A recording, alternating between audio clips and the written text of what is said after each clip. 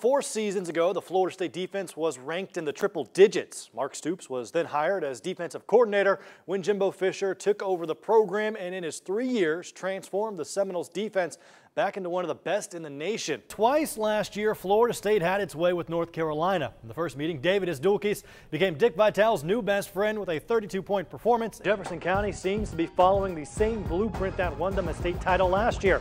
Play a ridiculously challenging non-district schedule and then roll over those teams inside the district. Well, the title for Caden Cochran ended a very emotional week. In May of 2011, his home in Oklahoma was destroyed from a tornado. Now, a week ago, he received some more devastating news. No one has come close to slowing down the Madison County Cowboys' stampeding offense, averaging 42 points per game in its 5 wins. Defense has been stingy as well. And that was Jimbo Fisher following Florida State's loss to North Carolina State, taking the blame for the way the Seminoles performed, saying they weren't prepared. Today, he was preaching a different excuse, claiming poor execution. Seminoles actually playing in their second ACC title game in this city in 3 years. Of course, the last time they were in Charlotte was in 2010, a game against Virginia Tech. And you know what? I think it's safe to say that chocolate cake will always be good. Kickoff tonight's at 7:30. A little chilly. I got the gloves on for this one. His career was in jeopardy before he could even play his first game with the Seminoles. After a fall practice, he had a stroke from dehydration and never knew if he was going to play again. So much talk this week has been around Florida State playing for 9 straight weeks. Well, Valdosta State has one up on them. The Blazers are playing for their 10th straight week. Tonight they close out the regular season against Texas A&M Kingsville.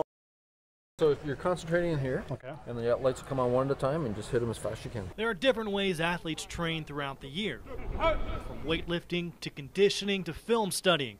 The Dynavision provides a mental edge. We feel that this completes the actual full body experience of training. Phil Jones played in the Canadian Football League in the 80s. He used this device when he was playing, loved it so much that he bought the company. And make physical movements at the same time. We all used the device, and we had fantastic teams. We always felt we were always right at the top of the league. It measures athletes' ability to react and perform under stress. Professional athletes' average score is in the 150s for a 1-minute test. Really test your mind. At Florida State, young tennis players were put through the exercise. The cliche that it's 90% mental, and it really is in tennis. And you know, when you get to a certain level, everybody's got the skills, everyone's fast, but it's who can sustain that edge over a long period of time. The Dynavision is used all across the country, but athletes are not the only ones benefiting from its use. It goes right down to people that have had traumatic brain injury and concussion and stroke. So, and anybody that uses it enjoys using it. Any trainer that have their patients using it enjoy it because their patients love to use it as well. Raleigh O'Melia has been playing lacrosse since the 8th grade.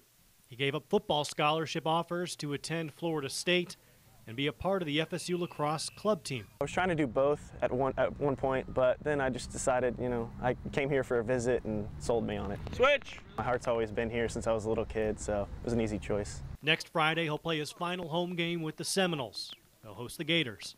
A win on Senior Day will give him a perfect record at home over his 4 years. My high school senior year, we went 20-0. We went to states, we won states, and coming here and then not ever losing a home game since I've been here, it's just really something, it's remarkable.